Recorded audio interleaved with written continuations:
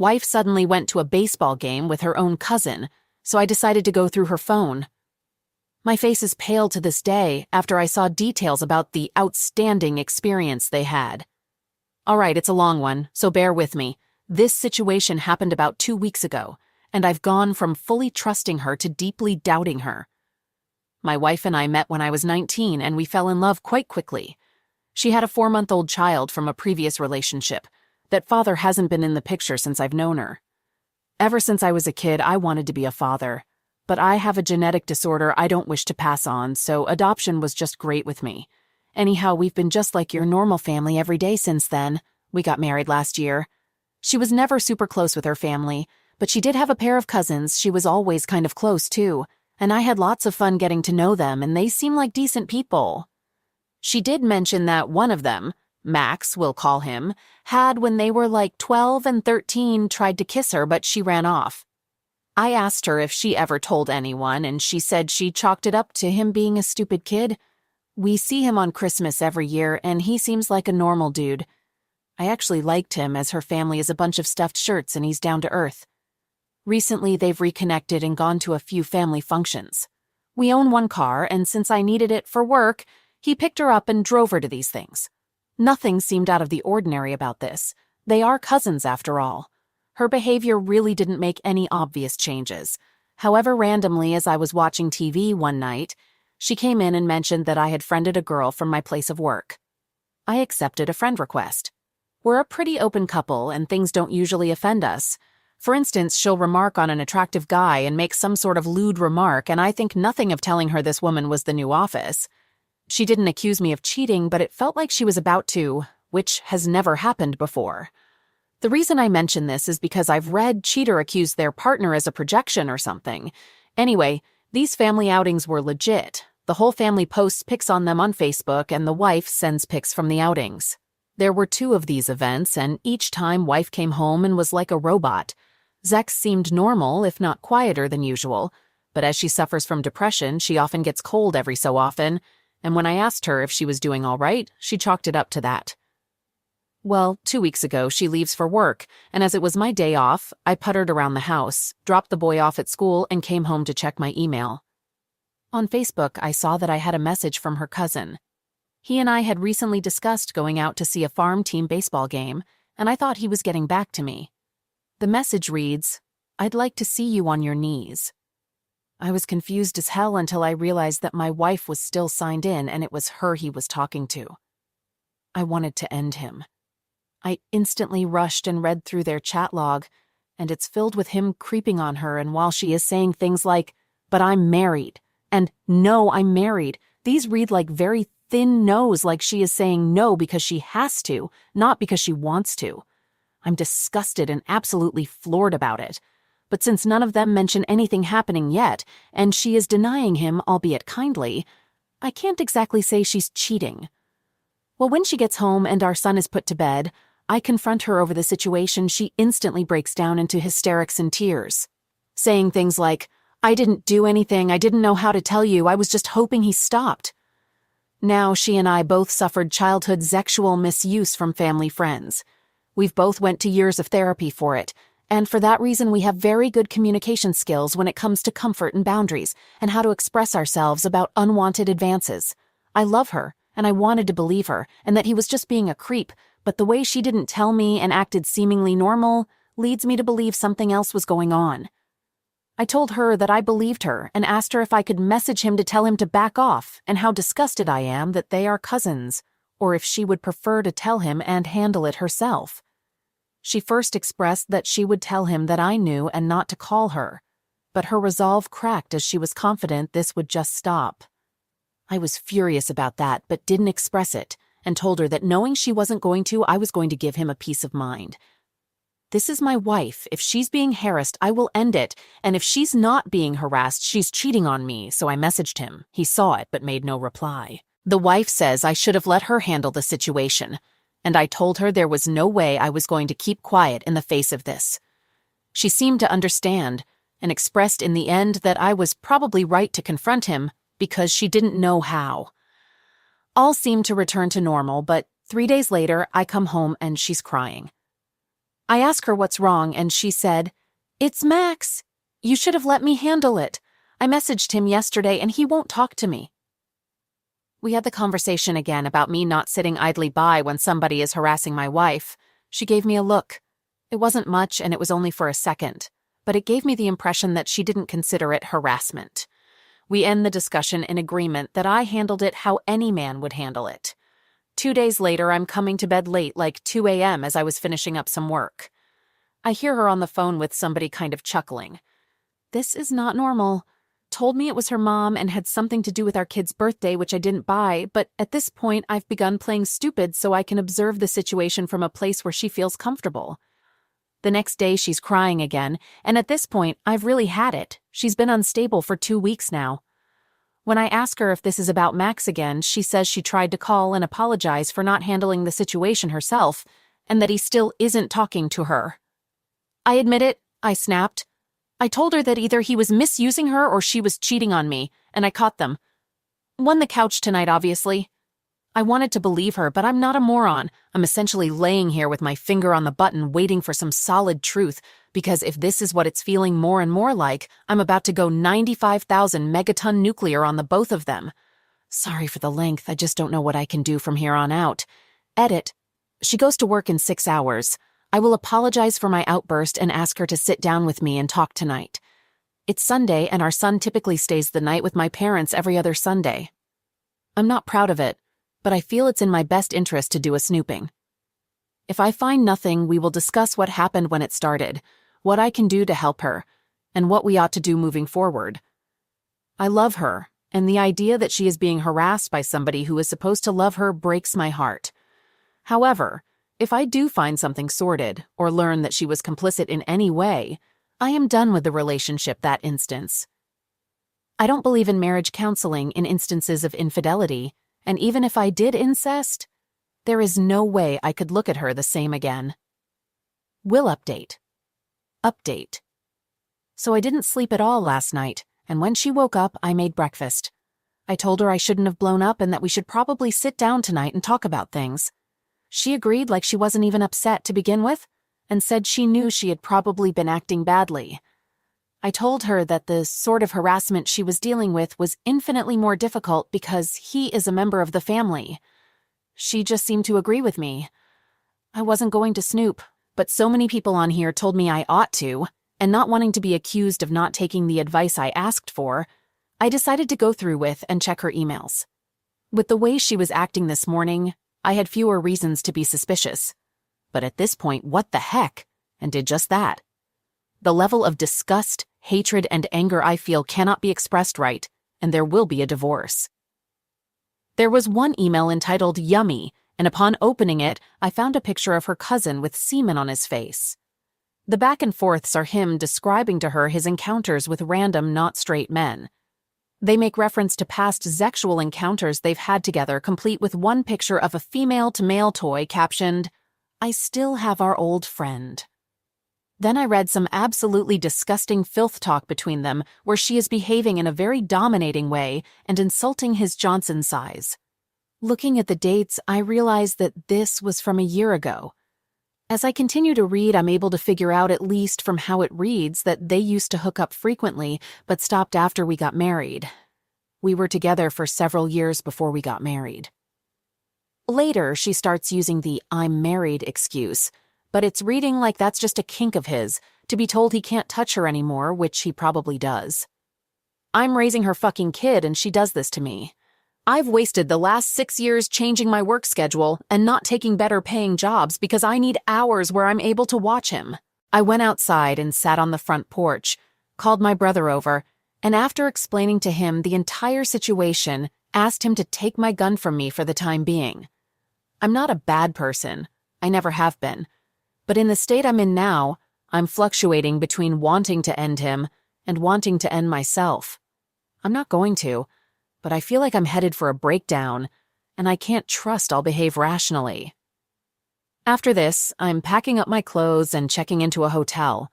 These conversations have all been printed, I've sent copies to myself, and when I have time, I'm digging for more dirt. Bought a pack of cigarettes, stopped smoking 4 years ago, And joy, I have to make an appointment at some STD clinic because according to these vile back and forths, a part of his thing is having unprotected sex with these men. My soon-to-be ex-wife has a device, and as such I've never once in all these years worn protection with her. So now I apparently have months of biting my nails to look forward to, as I understand AIDS tests take months. I know his work schedule roughly because I used to work for the same company he does, so maybe before checking in and composing myself, I'm just going to drive down to see his wife evidence in hand. There's no fixing this, there's no therapy, no hope, nothing positive, and I don't care to even entertain an apology. I'm divorcing the whore, and she will get nothing. I hate life right now. I don't feel depressed or sad. I haven't cried. I just have this hot ball of rage in my chest that the cigarettes only briefly cool. I can't be near her or him. I know I said I'm not like that. But man, I really want to beat the piss out of both of them. Update. A year ago, today was the day I made the most life-changing discovery I'd ever made in my life. But I didn't know it at the time. I had just sat down to check Facebook, saw I had a message, and realized after I clicked it that it was my then-wife's account that was active. Inside, there were messages of a sexual nature from her cousin, Max. That got the ball rolling, and within 3 weeks of this message, Max's then-wife, Sherry, and I collected evidence of their affair, stretching back to the days of MySpace. And through the trauma, she and I began supporting each other, and then dating. A year later, she is the mother of my firstborn child. This affair has changed the lives of so many people involved and surrounding it. Max, my ex's cousin and AP, ingested a lethal amount of antifreeze. Though it is highly probable that this was a suicide, we were told by the doctors that treated him that he had ingested just enough to end himself, sort of suggesting that he was trying to self-harm as a cry for help. Sherry had been living on a property owned by Max's parents, and they had taken her side when the affair was made public, but took back their support when he passed away. Fearing they'd evict her or worse, she and her daughter moved into my apartment. Max's passaway also saw my ex openly hated and despised by her family for her role in the affair. They'd been blaming him for it and acting as though Max was a predator that had been molesting her or misusing her, until he passed away and then the blame got shifted to her. She's no longer welcome at family gatherings, and the only people she speaks to is her own parents. And I think the only reason they haven't disowned her is because of my former stepson. My ex-wife had been letting me continue to see my stepson after we split. My relationship with Sherry was outed around the time of Max's pass away, and this ultimately led to her fighting me over it. It still baffles my mind that even after I caught her in 10-year-long affair, she had the audacity to act as though me seeing another woman was some sort of a crime worth taking away the son I had raised since he was only a few months old. Ultimately, though, I decided on my own to walk away from the entire situation, as I felt like our constant fighting and my lack of legal authority over him would lead him to be even more unhappy and traumatized than if I just left. Those of you following me or reading the comments of other posts will know that Sherry and I have relocated to her home state where I've started a new job and we're currently renting a home. We are also both in therapy, individual, and we're being counseled together. We both understand that a lot can go wrong with relationships that formed the way ours did, and we both want to work on communication and growing with one another so we can better navigate the tough times when they come. We're both survivors of infidelity. The story of how we fell in love can never be a cute story to tell the kids. One thing I learned about my marriage through therapy is just how much my own parents' terrible marriage has affected me. My dad is a good guy, a loving father, and my mother is a wonderful woman, but their relationship is a mess. My ex-wife and I never really fought or got into huge fights. Now, kid living in a home with a loveless marriage, I always knew when things were bad. The loud arguments and the yelling and what have you. When things were quiet, things were good. It wasn't happy, it wasn't healthy, but it wasn't outright conflict, so I associated it with good and healthy. My ex-wife in all likelihood never loved me, and I've come to realize that just because we didn't fight and there was no outward conflicts, this by no means meant things were happy. It's just my only point of reference for goodness in a marriage was quiet, and I had quiet. I'll speak for Sherry a little as she's given me that permission to share. but she had been made to feel completely dependent upon Max for everything.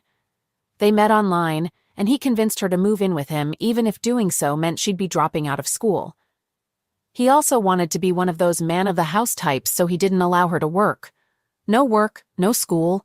Pretty much meant no friends outside of Max and my ex's family. Even worse, a year into it, he revealed to her that he was a bisexual, and informed her he'd see men every so often, and not knowing how to handle it, just accepted that situation. She is now working on a means to get her GED so she can find a job should she choose to. I'm more than happy to provide for the mother of my child, but after not having a say in her own life for so long, she needs to be free to decide what she wants to do with it. Last I heard about my ex is that she got into an altercation at a parking meter with a traffic cop or meter maid, and the incident led to her arrest and discovery a whole host of prescription medication. At first I was told that she stole it from someone, but it turns out she's been doctor shopping. She ended up doing some token 3 weeks of jail time, and her parents are currently fighting to have custody of my stepson. Life got difficult for her real quick. I could write all day about this, but I'm going to end it here and answer questions if anybody wants to get more specific. But I think that just about does it. Thank you for all the support, everyone. You internet folks really helped talk me through all this.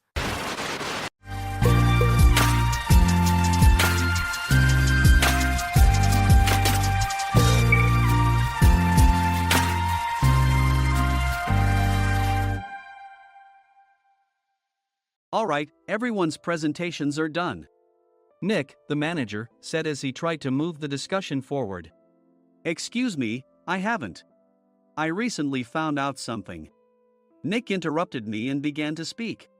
There's apparently someone in this department who didn't graduate high school and is just a part-timer. Meetings should be for employees only. Absolutely right. His lackey, Mike, of course, agreed with Nick. I'm leaving. After leaving the meeting room, I started to shut down my computer. I noticed that an email had arrived, not in my personal inbox, but in the company's shared email. Thinking, there's no point in speaking up, no one will listen, I went home quietly. The next day, I heard a commotion from Nick's desk. He was staring at his computer screen, his face pale. Nick? Is something wrong? Mike looked at the screen with him. And he turned even paler than Nick. Why is he so angry? Knowing the reason for Mike's distress, I thought to myself, serves them right. My name is Adam. My mother passed away when I was in the 9th grade, and I was raised by my father. Well, you could hardly call it being raised. After my mother passed, my father changed. He drowned his sorrows in alcohol, and though he still went to work, he squandered our living expenses on horse racing. Because of that, I had to start working part-time as soon as I entered high school. Every month, I went to the convenience store with bills in hand that couldn't be auto-deducted from my father's account. Even though I endured it because I didn't want to be alone, I reached my limit in my 2nd year of high school and dropped out. I found a live-in job at a distant inn. Thank you for everything. The day I left home, my father, still staring at the TV, spoke. Take care. That was our last conversation. Back then, 18 wasn't the age of majority, so I needed my father's permission to work, and I couldn't hide my place of employment. Yet, my father never visited me even once. I kept working just to survive, and before I knew it, I was 42. Years of hard work paid off, and I was transferred to the headquarters. I was thrilled to be recognized by the company, as I thought I'd be working in the field until retirement due to my lack of formal education. Listen up. Our work can change the future of our employees. Don't drag us down. On my first day after the transfer, Nick, dressed in an expensive suit, spoke sternly. There was a reason for this. Our inn was located in a prominent tourist destination, known so well that everyone in the state could sing its commercial jingle. At its peak, we had 5 locations within the state. But that was long ago. Due to financial difficulties and aging facilities, only the place where I had worked for many years and the original establishment remained. I was prepared to lose my job anytime, but now there was a glimmer of hope. With the rise of social media, the tourist area where the inn was located started gaining attention again. Depending on how hard the sales department, where I was transferred, worked, we could either thrive or be forced to give up this prime location to the new hotel chains continuously popping up. For Nick, who had switched careers from another industry to strengthen our sales, this was a battle he couldn't afford to lose. I understood why he had to be strict. "I will do my best." Nick sneered at my enthusiastic declaration. "Did you not hear what I said?" "I'm sorry." I thought I was listening carefully. Out of habit from years of customer service, I apologized reflexively, though I had no idea what had offended him. Someone was watching me with a smirk. In this department, there are those who are expected to excel and those who have been shoved here because they have nowhere else to go. You are the latter. It was Mike, the section chief. He's 7 years younger, at 35. But he was called to headquarters much earlier than I was and had been moving around within the headquarters ever since. I'm not jealous, but I can't accept that he's my boss. Graduating from a prestigious university, he has an unusually high pride and caused many problems as a newbie, making things very difficult for me when I was the front desk leader. When I found out Mike was transferred to the sales department a month before me, I was disheartened. Mike is right. With just a middle school diploma, there's not much you can do. Don't even think about achieving results. As if I didn't exist, Nick remarked, "I'm thirsty." Mike eagerly ran to the coffee maker. It seems Mike is Nick's lackey. I regretted being happy about my transfer to headquarters, wishing I had stayed on site forever. Send a direct mail to every company on this list by the end of the day. Nick only assigned me tasks that even a new graduate could handle. What? There are over 1,000 companies. You want me to send to all of them by today? Yes, if you and your fellow misfits split the work, even those with nowhere else to go should finish by today. I glanced at the employees typing away expressionlessly. They were worn out from customer service, only thinking about leaving on time, or were women reassigned after having children, with zero motivation for work. Even Sam, a new graduate from the same university as Mike, who was supposed to be among the expected achievers, had no enthusiasm for the job, having joined the company wanting to do customer service. "I don't care what they say, I plan to quit any time," he said. Only Nick and Mike were highly motivated, making all the decisions between the two of them. I originally only wanted to work at the inn to survive and had no particular attachment to this job. I swallowed my words, thinking I had no right to reprimand them. About a month after the transfer, Nick told us with a frustrated look. "To commemorate the 50th anniversary, we've decided to create a plan exclusive for one group per day. Originally, Mike and I were supposed to come up with it, but our president, Mr. Thompson, insists on hearing everyone's opinions. So, you all get a chance." As Nick explained, Mike began handing out prints. Make sure not to embarrass Nick. If your ideas are half-baked, you'll have to redo them. It seemed that they had printed his handwritten notes by Mr. Thompson, which included several questions and a section for free responses. It made sense why Nick had to seek our input, given that all responses had to be submitted to Mr. Thompson. We were given a week to think about it, and a meeting was scheduled to compile our ideas. My plan is to let guests enjoy both the old and modern America. Nick began the presentations. Guests would watch a master confectioner at a nearby traditional sweet shop make sweets in front of them. The welcome drink would be premium tea in a bottle. Nick's plan was certainly attractive. After his presentation, Nick called on us to present in the order we were seated. Just as I stood up for my turn. "All right, everyone's presentations are done." "Excuse me, I haven't. I recently found out something." Nick interrupted me. "There's someone in this department who didn't graduate high school and is just a part-timer." He was likely talking about me. I joined the company as a part-timer and was made a full-time employee when I turned 20. That was 20 years ago, so Nick and Mike probably had no chance to know until recently. Meetings should be for employees only. Absolutely right. After that, Nick kept creating opportunities to solicit everyone's opinions, purposefully excluding me from speaking. The meeting unexpectedly heated up and went past the scheduled end time. A few people asked to leave, and the discussion continued with the remaining few. "Still here?" Normally, you'd leave in that situation. Though I had no attachment to the job initially, hearing kind words from customers made me want to make them happier. For someone like me, with nowhere to go, the inn was my home and customer service was my life. I felt pathetic about my current self. I'm leaving. I left the conference room and started shutting down my computer. I noticed an email had arrived, not in my personal inbox, but in the company's shared email. Thinking no one would listen to what I had to say anyway, I quietly went home. The next day, while preparing the DM as instructed, I heard a commotion from Nick's desk. In his haste to stand up, he hit his knee on the desk. He stared at his computer screen, his face pale. "Nick? What's wrong?" Mike, thinking he should be the first to rush over, approached Nick while still wearing his coat. He peered at the screen with Nick. And he turned even paler than Nick. Why is he so angry? Who is responsible for this company? Nick, more irritated than ever, asked, and Mike answered without checking. Probably Sam. Sam wasn't there because he was attending a morning training session for new hires. Nick gave up on getting angry and returned his gaze to the screen. They were looking at an email that arrived right after the end of the working day yesterday. Apparently, no one, including me, had checked it before leaving. The email was from a large company that used us for their annual employee trips. The president and executives of that company also frequently used our services personally. President of the company, Mr. Mason himself, had declared that neither he nor his company would ever use our services again. Well, some companies cancel their employee trips or stop using our services due to financial struggles. Let's just move on. Mike kept wiping the sweat from his forehead with a handkerchief. Knowing why Mike was so agitated, I quietly watched their interaction. Do you know how much revenue we get from that company?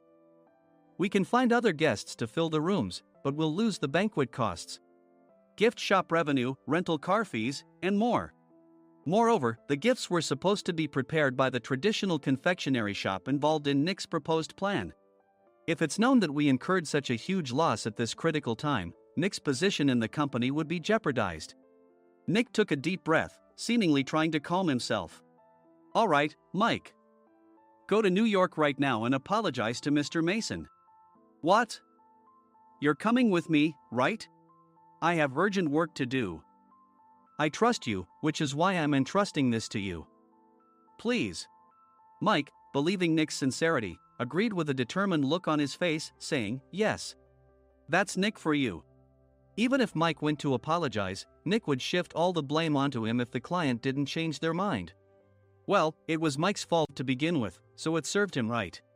About 3 hours later, Sam answered a call from somewhere and repeatedly apologized, saying, I'm very sorry. Everyone watched to see what was happening. After ending the call, he informed Nick with a weary tone.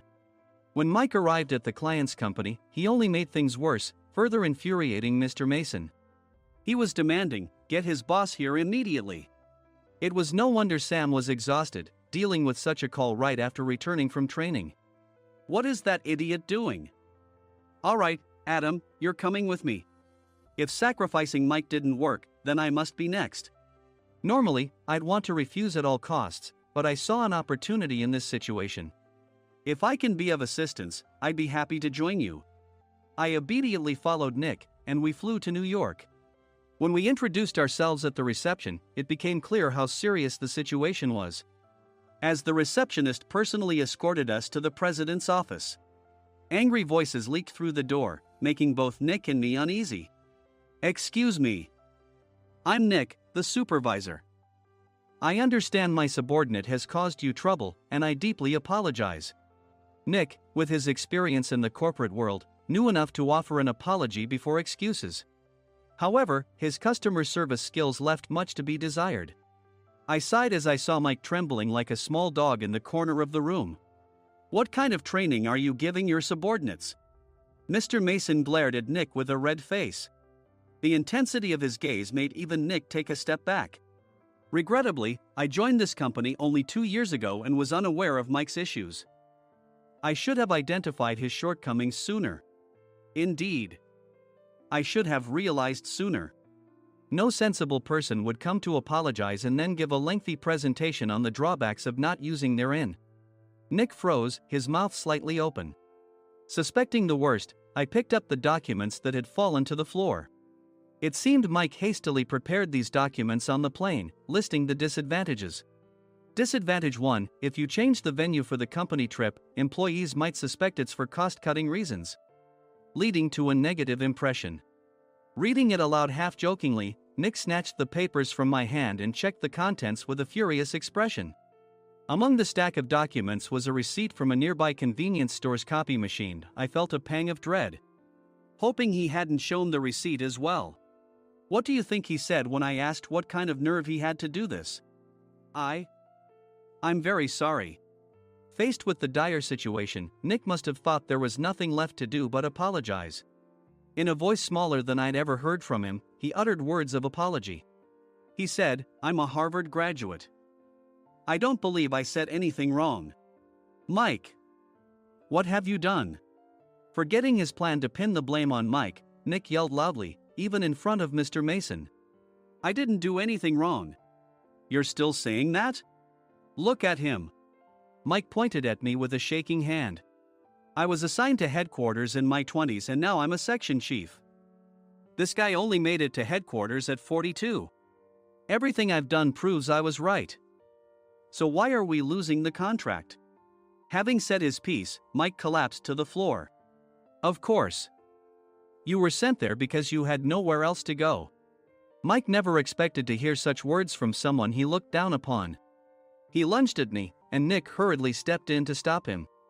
"Mr. Thompson told me Mike is a quick thinker, and to take good care of him." There's no way he was pushed aside. "Don't make things worse here." "He didn't say quick thinker, he said only quick-witted, didn't he?" I don't remember that part." I recalled the many troubles Mike caused when he was a newbie. When Mike was on the front line, his pride was so high that he never apologized to customers. Customer service, especially in our job, doesn't work alone. It brings both good and bad situations. If the front staff or housekeepers made mistakes, or the cleaning company didn't properly clean a room, one had to apologize to the customers regardless of personal fault. Mike, in such situations, would never apologize, insisting he wasn't at fault. This often angered customers, and as the front desk leader, I frequently had to apologize on his behalf. He caused complaints and disrupted operations, which is why he was quickly moved to headquarters. In departments where he didn't interact directly with customers, his quick thinking was beneficial and things went well. But it seemed his flaws were starting to show. Corporate reservations are supposed to be entered into the system by the sales representative. But a quick check yesterday revealed that more than 10 items were missing from the client's reservation. The handover document clearly stated what needed to be prepared. Why didn't you enter it into the system? Why do we have to give them special treatment? Filling rooms near the banquet hall, setting up all the food in advance. Specifying the brand of wine, they're too demanding. No wonder he always angered customers, I thought, feeling a headache coming on. Grouping them in rooms near the banquet hall is for our benefit too. It makes it easier for the staff to set up beds and serve breakfast since everyone's schedule is synchronized. As for the other requests, Mr. Mason suggested them to lighten our load. I didn't know that. Nick finally seemed to realize that Mike was the one who had angered the client. What did you say to them? I just told them we wouldn't give them special treatment anymore. We shouldn't waste effort on things that don't bring in money. I was utterly exasperated at his lack of understanding of customer service. Of course, we shouldn't comply with unreasonable demands. But carrying over successful practices from past stays makes customers feel remembered and enhances their experience. Good memories encourage repeat visits. That's part of our job. I looked down at Mike, who was sitting on the floor. In our job, nothing is a waste. Mr. Thompson likely moved you to the sales department, hoping you'd finally understand this. How do you think he feels now that you've failed to meet his expectations? Mike, tears in his eyes, fled the president's office. I was amazed he still hadn't apologized. You have it tough, Adam. It's okay, we're all employees of the same company. I deeply apologize for this disrespectful incident. Especially after all the care you've shown us. If it weren't for you, Adam, I really would have stopped staying here. When I heard you were moving to the sales department, I was willing to reconsider if you handled it. Seeing us talk so amicably, Nick's face contorted. Do you two know each other? Adam's service is excellent. I always requested him specifically. Normally, we don't accept specific staff requests, but we made an exception for Mr. Mason, adjusting my shifts accordingly. He had personally stayed at our hotel just before my transfer, and during casual conversation, I mentioned, "I'm moving to the sales department soon." If I hadn't told him then, things could have been much worse. "Please continue to take care of us. I look forward to it." On the return flight, Nick awkwardly offered me a can of beer. It's still working hours. Of course, I had no intention of forgiving him for a single beer. Nick might try to pin everything on Mike and avoid any consequences. While pondering this, a startling fact came to light. "Nick, the tea bottles for the plan have arrived." I handed Nick a bottle labeled with our inn's name. "They look good." "What are you talking about?" "These are plastic bottles. I had assumed we would use the trendy, high-end bottling tea. But what arrived were ordinary plastic bottles of tea with customized labels. The only unique aspect was the label, which had the inn's name, making it look customized. Upon further investigation, I discovered that a substantial amount of money was set to be paid to the tea company. It was priced like bottling tea. Does this plastic bottle really cost $100 each? The tea inside is specially blended for us. The extra cost is for that. Wouldn't it be better to use another tea company? Or is there a specific reason we must use this one?" As Nick continued to make excuses, I showed him a printed email. I informed the tea company's president, Mr. Mitchell, that we discovered irregular payments and he confessed. He said you two were high school classmates and planned to split the extra money. That idiot. Why did he confess? That's not important. You should worry about yourself, this could turn into a police matter. Opening the bottle cap, I suggested. How about calming down with this tea? It supposedly has a relaxing effect. Nick drank the tea frantically.